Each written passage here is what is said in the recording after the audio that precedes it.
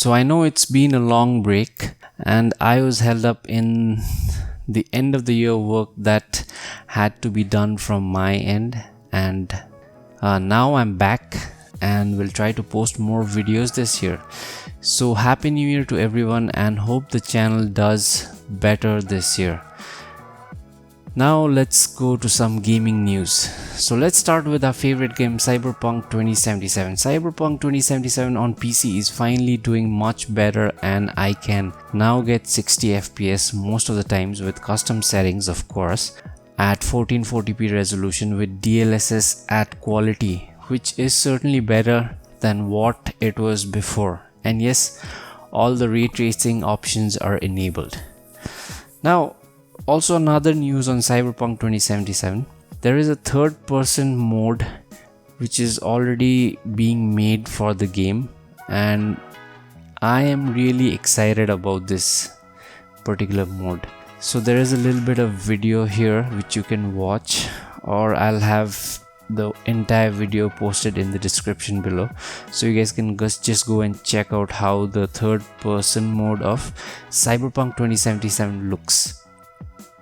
So that's about it, I think, with the positive news that's there regarding Cyberpunk 2077. Other than that, I think as far as consoles are concerned, it still performs really bad on the base consoles. And now CDPR is also facing class action lawsuits for the poor performance of the game on the consoles, and especially for keeping the investors in the dark about this. Now, it's usually difficult to prove a class action lawsuit of this nature because it's difficult to prove in the court of law that CDPR actually knew how bad the condition of the game was and still lied to its investors and released the game knowingly. But I guess that's why we have lawyers, correct? So that is how things are as far as Cyberpunk and CDPR is concerned. Now, as it's a new year, let's check out some of the game awards for 2020, and most important for me at least is the Steam Awards. I believe in Steam Awards because it's mostly voted by people like you and me. So you can see which game I voted for and also the winners as I scroll down.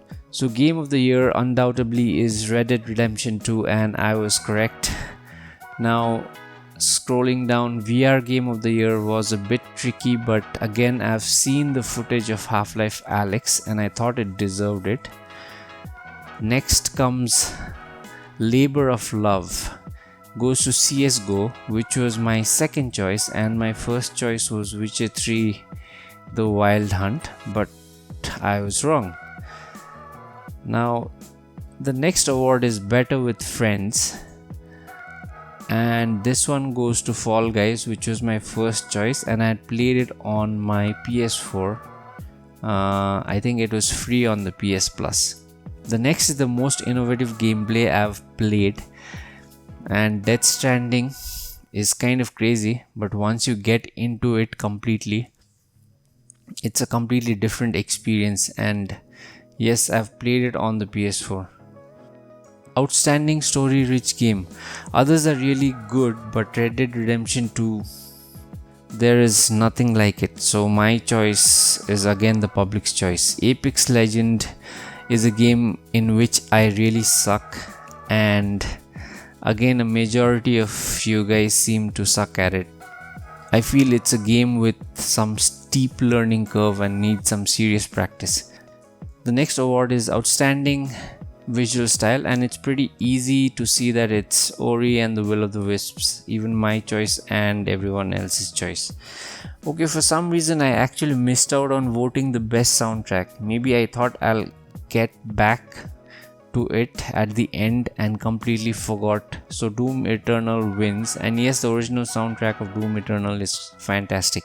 The last award for the evening is Sit Back and Relax. I had chosen Flight Simulator, which I feel is the correct choice, but most of you have chosen Sims 4, which I feel is actually a lazy version of multitasking and not relaxing at all. Yeah, so that's that with the Steam Awards. Then we move on to the VG Game Awards.